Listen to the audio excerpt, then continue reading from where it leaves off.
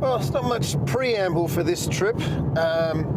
Nothing remarkable, just going out to a regular salt lake, basically to see how much water's in it and see how it's changed since we've had some rain coming through, some of it quite heavy. So it might be a little bit different to last time. I'm hoping so, otherwise I'll scout around for different locations perhaps. Otherwise I'm taking the same photos, which is, kind of boring. And it's also kind of rewarding myself for getting some business invoicing and stuff done, which I just hate. I have to psych myself up to do it, and this is my reward for getting it done after putting it off for a week. Weather windows are getting shorter and shorter, smaller and smaller, should I say. I was going to head up to the granite outcrops again, but I kept checking the forecast, and what was looking like 2 clear days changed. So it wasn't going to be worth a trip all the way out there if there wasn't going to be much to do. And I've explored both rocks,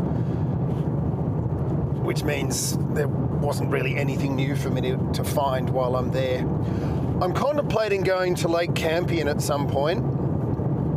I'm not 100% certain about it, mainly because I've seen other photographers have been there, and I've watched, I've seen what they've done. And there seems to be really only one interesting shot, and that's through the hole in the rock, and everyone it's a bit like the Grand Canyon, where there's actually tripod holes worn in the cliff top where everyone takes the same photo from, or Antelope Canyon and places, famous places like that in the States, where everyone goes to get the money shot. And I have no interest in repeating something that someone else has done, because I don't feel I can technically do it any better than they can. All I can do as a point of difference is to photograph something different to what other people are photographing. I know I do a lot of dead trees, but I'm doing different things with them, and I just find them a great subject to work with.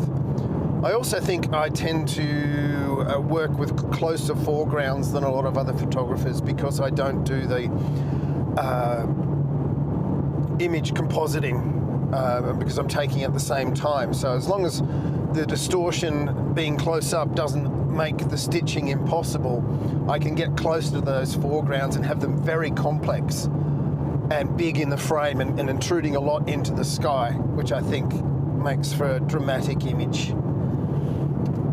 Obviously cooler weather, which makes a change. And what are we currently at? 13 degrees. It should be a cool night, but I'm pretty certain that the fires are permitted now, as long as I can find some dry firewood. Otherwise, I'll be hunkering down in my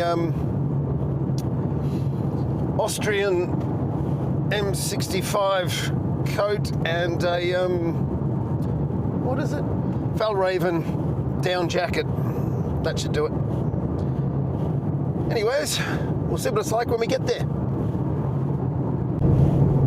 Oh yes, something I noticed when I was editing some videos that I have yet to put up.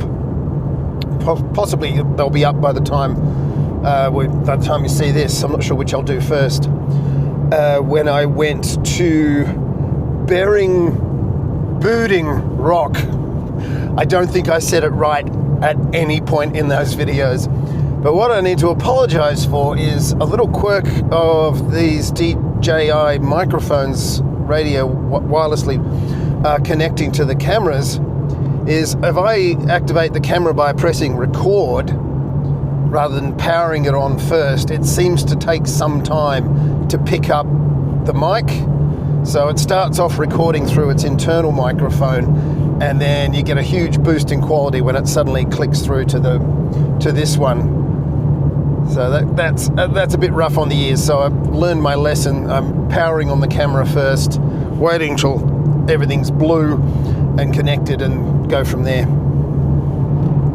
Well, this is really disappointing. It may even be a wasted trip. I was hoping there'd been enough rain to, well, top it up a bit, but it's really only been enough rain to make it muddy. It just looks really, really unpleasant at the moment. Mini water crossing. Slightly bigger water crossing.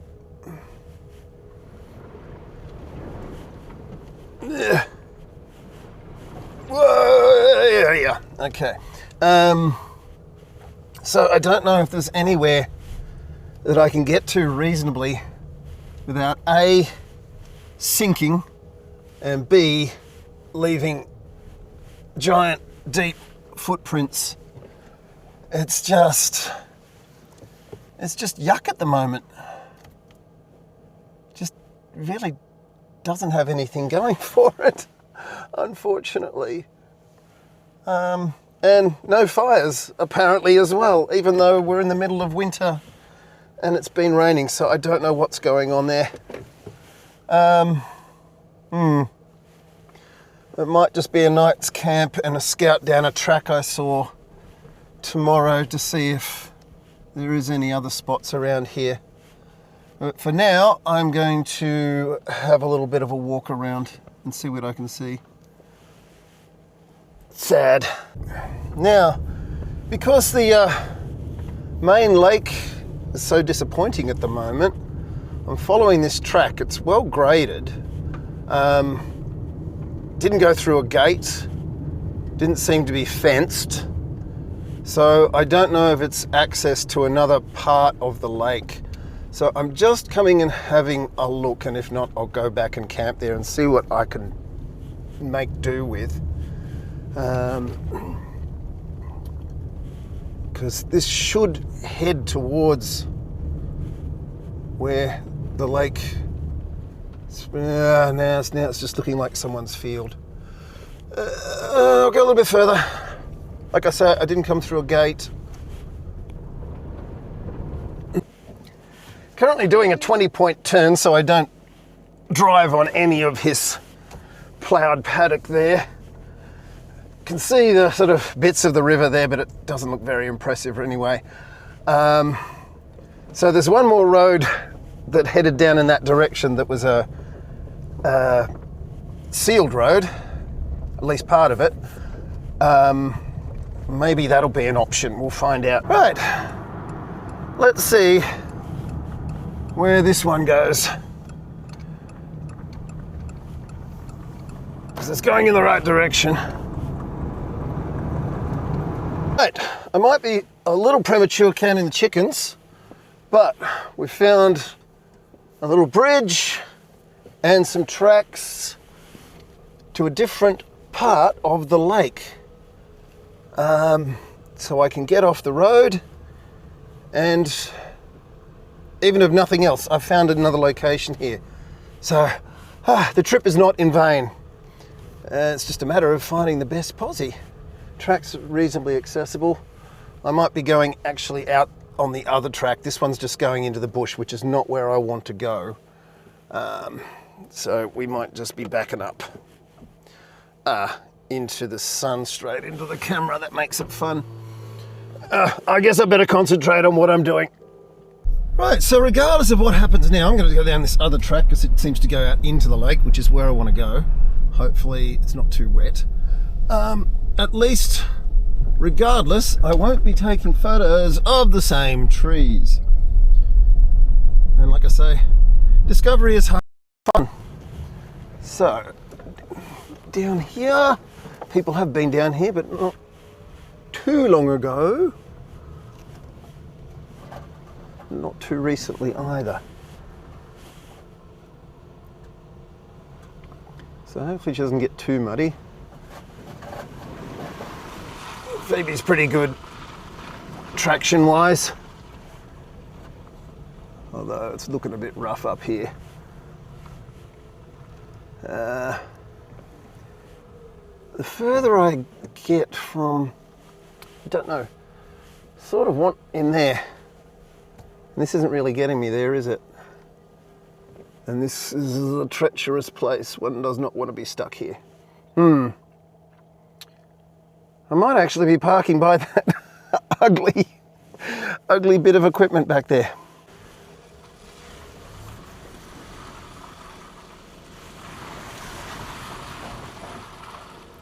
Right, I might even head into this little section here, because it looks like someone's done that once before. So the ground should be fairly compacted. It looks like once upon a time someone decided to make this spot a camp. Is it beautiful? Far from it. Is the ground lovely? Far from it. But that's why I sleep in the car. Okay, like I say, it's a bit of a bomb site, but it's at least interesting. And we might be able to get some Milky Way reflecting in here, probably from the other side. I'll just cross over the bridge. And that looks like it's going to be the most photogenic area. This is too muddy and scrubby. So we'll go over there and check it out. Old telegraph pole here. I might be able to incorporate that into a shot. I have to do a bit of light painting. I think I'm only going to do singles tonight, panoramas. I seem to have torn or pulled or done something with something in the sole of my foot.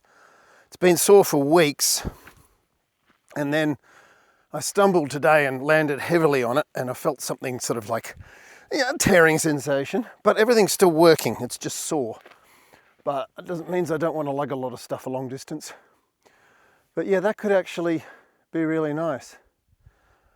Milky Way coming up over there. Sort of, I could actually probably bring the car in here. Someone's done that before as well.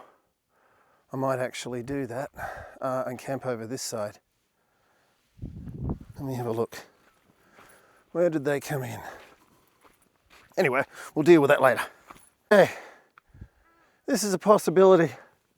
The wind drops down tonight. We're fairly sheltered here as well, but if the wind completely drops, shooting down here, like I said, Milky Way core should be coming up through there, and we'll have reflections of trees and the Milky Way, all being well. Otherwise, we'll work with this big tree, the telegraph pole, and a few bits and pieces over here. I'll just do a little bit more exploring, but I think we've got enough for some worthwhile shots tonight, so not a wasted trip. I'm glad I took a punt and head down the unknown roads and see where they take you. Quite often nowhere useful, but in this case, it's pretty cool. The other great thing about this spot is we've got nice firm ground, because obviously there's good drainage into that ditch, I guess, or the actual river. This is able to drain away, and so we're not having to walk in mud. So not leaving huge footprints, not sinking, and I'm not going to get filthy. And looks like we've got another little tributary sort of thing in here. All right, this is good. We'll probably have some passing cloud tonight, and if it works out, because when it does, it can actually be really good. I find if you've got some light cloud or passing cloud, you can get some really good effects with the stars. It's like almost putting like one of those star glow filters on, but it's variable in different parts of the image where the cloud cover happens to be at the time. And it's one of the joys of working again with single shots and not compositing and relatively shortish exposures, is that you're capturing what's there and the dynamics of the sky as it's happening. So we'll see if we can get some of that done tonight as well. And even this little curve in the bank here, that can give us a little bit of interesting foreground as well if we focus in this area here. So we might actually get a panorama in using this with that arc there, hopefully, maybe, matching up with the Milky Way. Again, we'll see if it lines up. Yes, and you'll note that once I got to there and decided I wanted to go around there, I'm going to walk right around so I don't put footprints right through the middle of the foreground I'm going to be using tonight. It's a good tip for any kind of landscape type photography where you're working with soft ground, is just be very careful where you walk, because you might walk in and destroy the purity of a composition. Again, here we've got some texture in the ground. I don't know whether that'll show up, but a single shot with the Milky Way here, if I can line it up in here, that could also be nice. All right, this looks like there's a lot more here than I originally thought. Not a bad spot. I'm glad I found it. All right, still walking. I'm having to walk all the way out here so as not to damage this.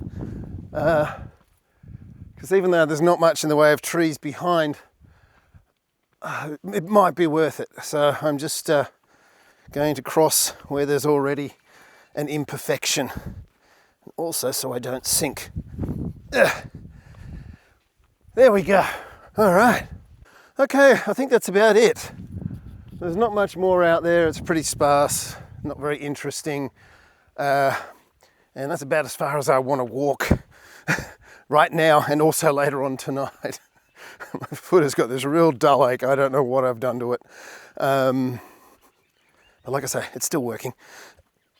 Now, the risky part is moving the car onto a patch over here, and nice bit of firm ground, and it looks like it'll be firm enough to get there. And I've got mud caked all over the soles of my thongs, and they weigh a ton. Oh, get me out of this. I'm gonna have to scrape them off with a stick. Oh, it's sticky. Oh, I came the wrong way. Yeah. Oh, yuck. Oh my God. Get me out. I gotta get back up here. Ooh. Yeah, this is one of the perils. If you have a look at my feet, I've got like a 2-inch lift on that thong. Anyway, here's some good wood to scrape it off. Yeah, I'll get back to you once I organise the car and get camp set up. Okay, as I've mentioned before, when I'm out doing this sort of thing, food is kind of an afterthought a lot of the time, but I realise I do actually have to eat, especially on a cold night like tonight. So we've got some Aldi beef quesadillas, which we're going to do in the good old George Foreman here. Let's see how this goes. We should be able to get 2 in there, just. And so we can. I was going to try them in the air fryer, but they're not going to fit. And it does actually have instructions for doing them in a sandwich press or a George Foreman grill in this case. Interesting night. For whatever reason, we seem to have a lot of really red air glow in the sky. I don't think it's aurora. It's too sort of uniform for that. But it'll be interesting to see how everything turns out.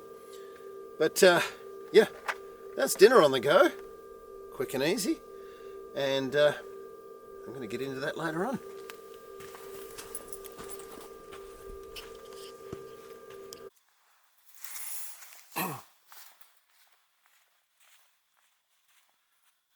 Alright, I'm going to talk a little bit about composition tonight. Because, yeah, it's a new place, so I'll just give you an idea of the thought processes. And this is why I wait until the Milky Way actually rises before I really sort of decide what I'm going to do, because you can never really quite line it up until you can actually see it and how it's going to work. A virtual screen helps, but it's not as good as the real thing. So I've got these 2 trees framing the Milky Way and having it rising from out of these 2 at the back. That's the plan. So I'll just try different orientations to get that looking good. I might try and do a panorama using what I'm calling the drain to be the centerpiece of a panorama if I do one. It's, don't know if you see it, it's cold. Yeah. So the lens is likely to fog. I haven't got a lens warmer with me. Had a bad experience with one. So I'll probably put the camera back in the car for a while to warm up before I come out and do some other shots.